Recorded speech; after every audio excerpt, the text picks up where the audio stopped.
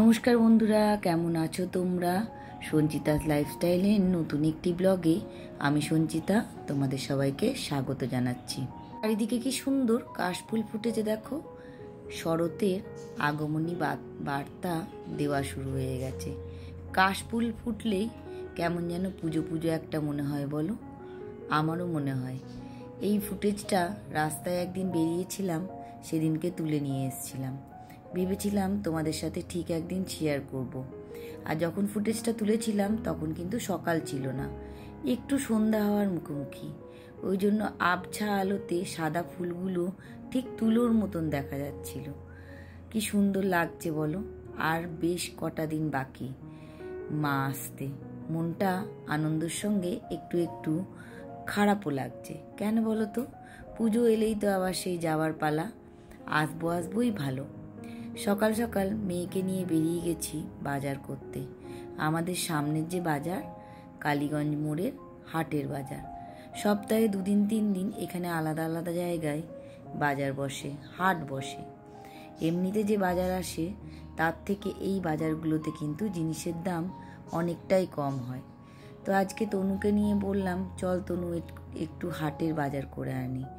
তনু বলল চল। সকালবেলা টিকেকে বলেছিলাম, তুমি কিন্তু আজকে বাজার করবে না, আমি তনুকে নিয়ে বাজার যাব।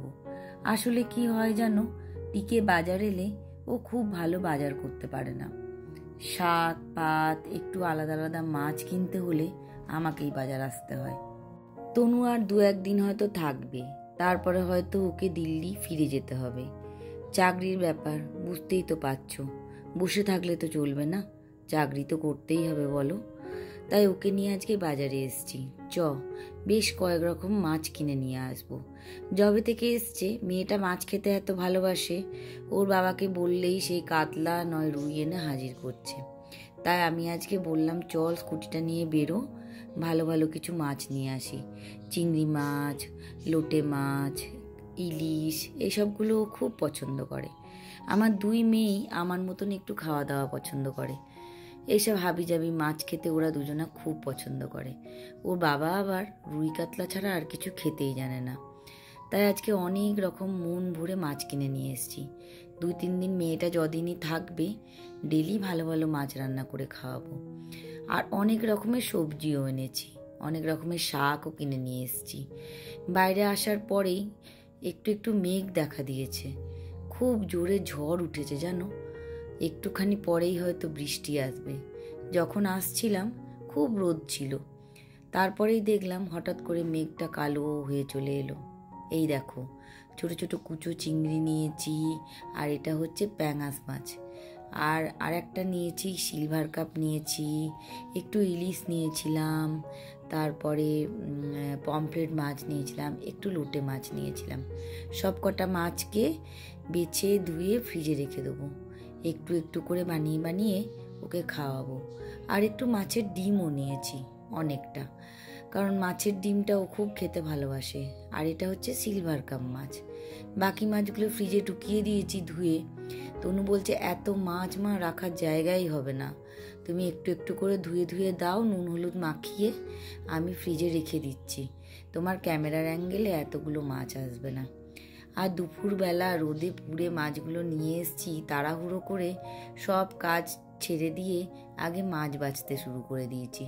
মাছগুলো বেছে একটা রান্না চাপিয়ে দিই, তাহলে মেয়েটা দুপুরে খেতে পারবে। প্যাঙাশ মাছ দিয়ে আমি একটা ঝাল মতন করি, ঝাল বলবো না, ওই ভর্তা টাইপের, মানে বাংলাদেশের ভাষায় ভর্তাই বলবো। খুব সুন্দর খেতে হয়। দেখো এইরকম করে বানায় জিনিসটা। প্যাঙাশ মাছের বাপের ঝোল ঝাল তনুরেনু পছন্দ করে না।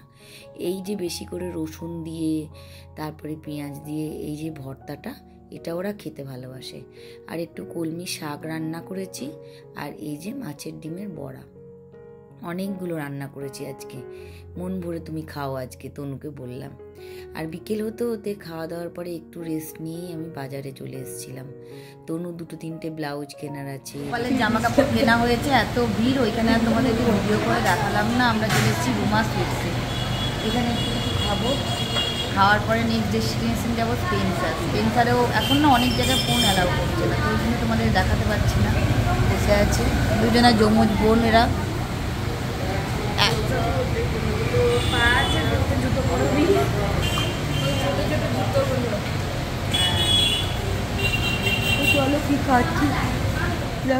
যেখানেই যাক ওদের গল্প আর শেষ হয় না। এখানেও দুই বোনে মিলে নানা রকম গল্প আর ফোন নিয়ে ব্যস্ত।